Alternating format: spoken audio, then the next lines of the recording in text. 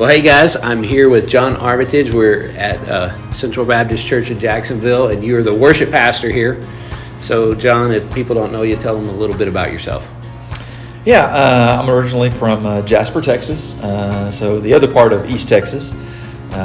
Grew up there, was going to be a band director, and God had other plans once I got into the career. Served in a great church in the Kingwood, Texas area before going to First Baptist Dayton, and then been here for the past almost 10 years now. Wow, okay, so there you go, 10 years.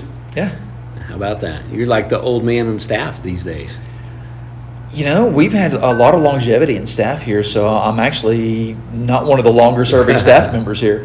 Mike, who's been here for 8 years now, is one of the new guys. Yeah, so, well, there you go. So there you have it. So, you know, your role, you do a lot of different things here at the church. You certainly go far beyond the worship side, but tell me a philosophy of worship. You know, what's your philosophy of what worship is, especially in regards to Sunday morning? Yeah, it really boils down to something that I read in Worship Matters by Bob Coughlin. When we can help people understand, number one, who God is, and number two, what God has done, our natural response will be to worship. That's what we do in our preaching, that's what we do in our music, that's what we do in our prayer time. We're trying to understand who God is and acknowledge what He's done. And when we realize those two things, we are going to be worshipers, period. Yeah. So when you're thinking about this, you know, you're coming into a week, and I know you work with Mike. You know where he's preaching because he's in a series. Mm-hmm. You know, what goes into the process of how do you pick songs? What kind of goes into all that? Yeah, and it may vary a little bit different from week to week. If there's other elements that we're emphasizing, if there's a guest speaker that's coming in or if there's a ministry we're highlighting. But the week-to-week song selection boils down to a couple things. Number one, have we introduced a new song? When I introduce a new song, I like to do it 3 out of 4 weeks in a row. Because if people attend twice a month, they're at least going to get that new song 2 times. So again, kind of teaching that along the way. Trying to think of something that's maybe got a little bit more energy up front as people are coming into the worship center. Something that really helps us focus on high celebration, high praise elements to it. And then as we get further and further into it, something that's got a little bit more of a connection point. And that's something that I've really focused on too, outside of the music, is having a connection point. Whether it's a scripture, a very short devotional, something that leads us from where we've been, where we're going into the music time. Yeah, you're very intentional. That's one of the things I appreciate about you. Is you're very intentional too with the words you say when you're talking up there. Mm-hmm. What is it? Why is I'd say that transitions the time along. I think that's an area where a lot of churches suffer. What is it you're thinking about when you're thinking about putting these transitional scriptures, or I'm going to speak right here? What kind of goes into that? You know, it's really about helping people connect about who we're singing about. We can come in there, whether we're singing a song written 100 years ago or a song written last week. If we're just singing and going on something we've just, this is what we do, this is how we do things, and we just roll with it. I think sometimes we can just go on autopilot, so to speak. And it's really a way to stop for a minute, think about what we just sang.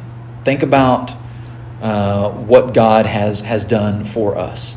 Here's a scripture that ties into the next song, but in a way that helps people connect with the text, with what we're singing, with the text of scripture, with the God of the Bible, so that we can help people connect with God in the greatest way possible. Yeah, you guys have a lot of different elements. So one week you may have a choir, one week you may have an orchestra, you've got your worship band, you'll do an acoustic set. I mean, you guys do all kinds of different stuff. How do you find people? I mean, what's your process for finding people to be a part? It probably happens differently depending on the ministry. For example, and on the technical side of things, most of the time we find people because I simply ask. I'll find somebody who is maybe good with computers. And I'll say, hey, would you help us out with front of house graphics, all the stuff that goes on the screens. Somebody that enjoys listening to music might have an ear for music, but they might not have any training on how to operate sounds. Like, hey, can I help train you because I know you enjoy music and you've got an ear for music. One of the things that when I got to Central, I was blessed with some immensely talented people that were already in some pretty key places of service.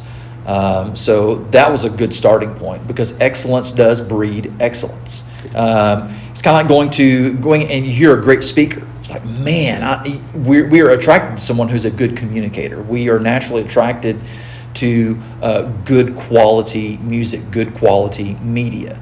So when you've got people that are already doing that, when you come on board, it makes my job a little bit easier. One of the things that I like to do, though, every year is I have an audition, an open audition.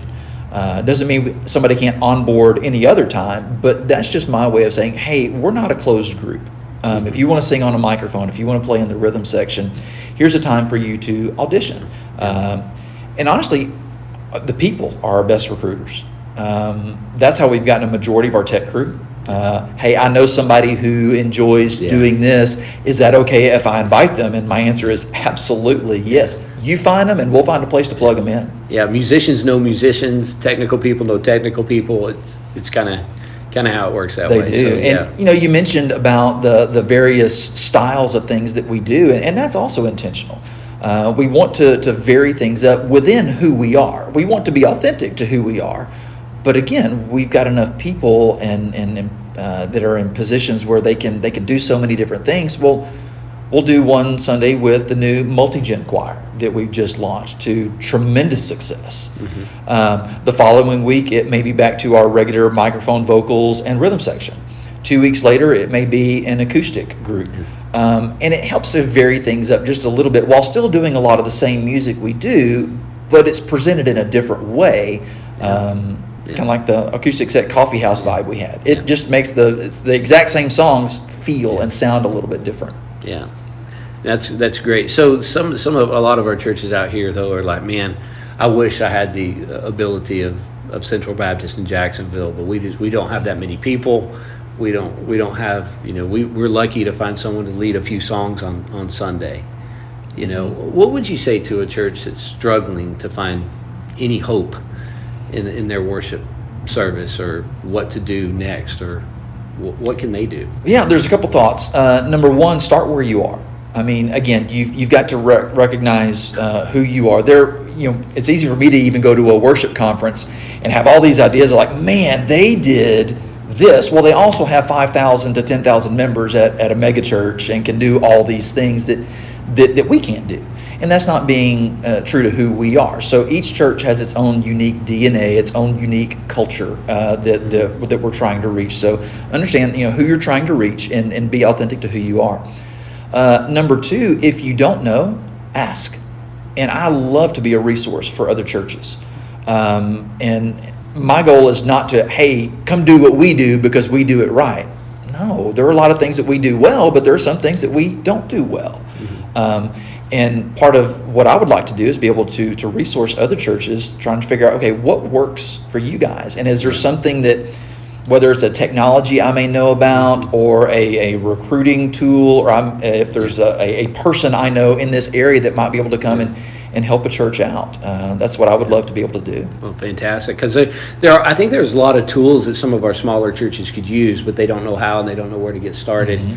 And you'd be a great resource for that. I know you stay up on all of that. And even in the technology we have, every once in a while something goes down, and it can be a major ordeal of trying to figure out, okay, who do I contact to be able to fix the issue that we're having? Because no matter how much or little technology you have, at times we're all kind of a slave to that. Yeah, I mean, you're a church that thrives on your technology, and y'all have had technology issues over the last month that have been a real burden. So it doesn't matter what size church, technology could always let us down. That's for sure. My mentor minister always told me technology is a wonderful servant, but a terrible master. Yeah, absolutely. And at times it can be a master over us, and so that's a challenge. Yeah. Well, John, I just want you to know I appreciate you, and again, I thank you for taking time to do this. I think it's great to kind of hear from some of our worship leaders. I think this is just a really valuable time in our association where we can come together.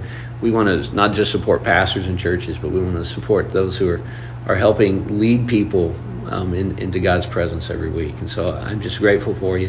Thank you for what you do. And before I go, I need to tell you how much my wife, her favorite thing is when we come and you've got a choir up there and you're leading the choir. She just loves to watch you lead the choir. So that's just something she gets. It sure has been a lot of fun lately to have with the new multi-gen choir focus we've had. We've had once a month now we do the multi-gen focus, and this past time we did it, we had ages 10 through 80 represented on the platform, and that's about as multi-generational as I know to do. That's about as good as it gets. Well, John, I appreciate you. Thank you so much for taking. Thank you for all you do for our churches, brother. Thanks, man. Appreciate that. We'll see you guys.